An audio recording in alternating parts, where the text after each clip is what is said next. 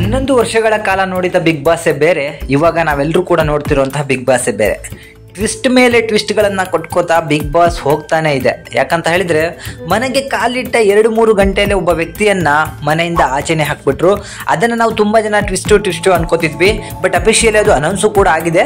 But ಆ ಫೋಟೋದ ಮೇಲೆ ಇರುವಂತಹ ಇಂಟು ಮಾರ್ಕನ್ನು ನೋಡಿದರೆ ಸ್ವಲ್ಪ ಕನ್ಫ್ಯೂಸು ಕೂಡ ಆಗುತ್ತೆ. ಯಾಕಂತ ಹೇಳಿದ್ರೆ ಈ ಬಾರಿಯ ಟ್ಯಾಗ್ಲೈನೇ ಎಕ್ಸ್ಪೆಕ್ಟ್ ದಿ ಅನ್ಎಕ್ಸ್ಪೆಕ್ಟೆಡ್ ಅಂತ ಹೇಳಿ. ಸೊ ಅದರಂತೆ ಈಗಾಗಲೇ ಇವತ್ತು ಬೆಳಿಗೊಂದು ಪ್ರೋಮೋ ಬಂತು. ಆ ಪ್ರೋಮೋ ನೋಡಿದ ಕೂಡಲೇ ಎಲ್ರಿಗೂ ಕೂಡ ಶಾಕ್ ಆಗಿದೆ. ಅದಕ್ಕೂ ಮುಂಚಿತವಾಗಿ ನಿನ್ನೆ ಒಂದು ಎಪಿಸೋಡಲ್ಲಿ ಬಿಗ್ ಬಾಸ್ ಒಂದು ಸ್ಟೇಟ್ಮೆಂಟ್ ಅಂತ ಕೊಡ್ತಾರೆ, ಈ ಒಂದು ಸೀಸನ್ ಅತಿ ವೇಗವಾಗಿ ಮುಂದೂಡ್ಕೊಂಡು ಹೋಗ್ತಾ ಇರುತ್ತೆ ಅಂತ ಹೇಳಿ. ಅಂದರೆ ತುಂಬ ಬೇಗ ನಡ್ಕೊಂಡು ಹೋಗುತ್ತೆ ಅಂತ ಹೇಳಿ. ಬಟ್ ನಾವು ಅನ್ಕೊಂಡಿದ್ವಿ ಕೇವಲ 18-19 ಜನ ಕಂಟೆಸ್ಟೆಂಟ್ ಅಷ್ಟೇ ಇರ್ತಾರೆ ಅಂತ ಹೇಳಿ. ಬಟ್ ಇನ್ನೊಂದು ಇಲ್ಲಿ ಒಂದು ಗೆಸ್ ಅನ್ನ ಮಾಡ್ಬೋದು. ಏನಂತ ಹೇಳಿದ್ರೆ ಈ ಬಾರಿ ಬಿಗ್ ಬಾಸ್ ಅಲ್ಲಿ ಹಲವಾರು ವೈಲ್ಡ್ ಕಾರ್ಡ್ ಎಂಟ್ರಿಗಳಿರುತ್ತೆ. ಮಿನಿಮಮ್ 5 ಜನಕ್ಕೂ ಹೆಚ್ಚು ಜನ ವೈಲ್ಡ್ ಕಾರ್ಡ್ ಎಂಟ್ರಿಗಳಲ್ಲಿ ಬರ್ಬೋದು ಅನ್ನೋ ಒಂದು ಗೆಸ್ ಅನ್ನ ನಾವು ಮಾಡ್ತಾ ಇದ್ದೀವಿ. ಯಾಕಂತ ಹೇಳಿದ್ರೆ ಇವತ್ತಿನ ಪ್ರೋಮೋದಲ್ಲಿ ಒಂದು ಶಾಕಿಂಗ್ ಅಪ್ಡೇಟ್ ಅನ್ನ ಬಿಗ್ ಬಾಸ್ ಅವರು ಕೊಟ್ಟಿದ್ದಾರೆ. ಅದೇನಂತ ಹೇಳಿದ್ರೆ ಈ ಬಾರಿಯ ಬಿಗ್ ಬಾಸ್ ನ ಫೈನಲ್ ಕೇವಲ 3 ವಾರಕ್ಕೆ ನಡೆಯುತ್ತಂತೆ. ಆ ಫೈನಲ್ ಅಲ್ಲಿ ಮುಂದಿನ ದೊಡ್ಡ ಫೈನಲ್ ಅಲ್ಲಿ ಯಾರಿರ್ತಾರೆ ಅಂತ ಹೇಳಿ ಅಲ್ಲೂ ಕೂಡ ನಾವು ಗೆಸ್ ಅನ್ನ ಮಾಡಬಹುದು. ಯಾಕಂತ ಹೇಳಿದ್ರೆ ಈಗಿರುವಂತಹ ಎಲ್ಲಾ ಕಂಟೆಸ್ಟೆಂಟ್ಗಳು ಈ ಸೀಸನ್ ಪೂರ್ತಿ ಇರೋದಿಲ್ಲ. ಅದರಲ್ಲಿ ಗುಂಪುಗಳಾಗಿ ಅವರನ್ನ ಎಲಿಮಿನೇಟ್ ಮಾಡಿ ಬಿಸಾಕಲಾಗತ್ತೆ ಅಥವಾ ಸಿಂಗಲ್ ಆಗಿ ಹೋಗ್ಬಹುದು.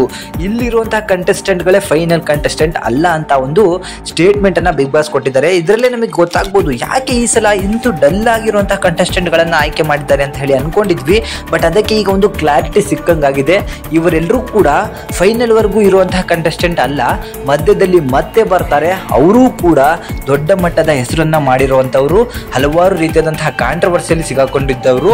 ಸೊ ನನ್ನ ಪ್ರಕಾರ ಇನ್ನೂ ತುಂಬಾ ಜನ ಬರ್ತಾರೆ ಬಿಗ್ ಬಾಸ್ ಒಳಗಡೆ. ಇಲ್ಲಿರುವಂತವ್ರು ಕೇವಲ ನಾಮಕಷ್ಟೇ ಇರುವಂತದ್ದು. ಇವರು ಗುಂಪುಗಳಾಗಿ ಚಿತ್ರನ ಆಗಿ ಹೊರಗಡೆ ಹೋಗುವಂತಹ ಸಾಧ್ಯತೆಗಳು ಹೆಚ್ಚಾಗಿದೆ. ಸೊ ಈ ಬಾರಿಯ ಬಿಗ್ ಬಾಸ್ ಸಿಕ್ಕಾಪಟ್ಟೆ ತಲೆಯಲ್ಲಿ ಹುಳಗಳನ್ನ ಬಿಡ್ತಾ ಇದೆ. ಒಂಥರ ಉಪೇಂದ್ರ ಅವರ ಸಿನಿಮಾನೇ ನೋಡೋ ರೀತಿಯಲ್ಲಿ ಆಗ್ತಾ ಇದೆ. ಸೊ ಮುಂದಿನ ದಿನಗಳಲ್ಲಿ ಕಾದು ನೋಡಬೇಕು. ಟ್ವಿಸ್ಟ್ ಮೇಲೆ ಟ್ವಿಸ್ಟ್ ಸಿಕ್ಕತ್ತೆ. ಬಿಗ್ ಬಾಸ್ ನೋಡಿರೋರಿಗೆ ಹಬ್ಬ ಅಂತಾನೆ ಅನ್ಬೋದು. ಯಾಕಂತ ಹೇಳಿದ್ರೆ ಇದನ್ನ ಅರ್ಥ ಮಾಡಿ ನೋಡ್ಕೊಂಡ್ರೆ ಮಾತ್ರ ತಲೆಗೆ ಹೋಗುತ್ತೆ ಹೊರತು ಇಲ್ಲ ಅಂದ್ರೆ ಇಲ್ಲಿ ಹೋಗೋದೇ ಇಲ್ಲ. ನಾವು ಯೋಚನೆ ಮಾಡಿ ನೋಡ್ತಾ ಹೋದ್ರೆ ಈ ಬಾರಿಯ ಬಿಗ್ ಬಾಸ್ ಅಲ್ಲಿ ಏನಿಲ್ಲ ಅಂದ್ರೂ 20-25 ಜನ ಕಂಟೆಸ್ಟೆಂಟ್ ಬಂದು ಹೋಗೋದ್ರಲ್ಲಿ ಅನುಮಾನನೇ ಇಲ್ಲ. ನೋಡೋಣ ಇದರಲ್ಲಿ ಯಾರು ಉಳ್ಕೋತಾರೆ ಅಂತ ಹೇಳಿ.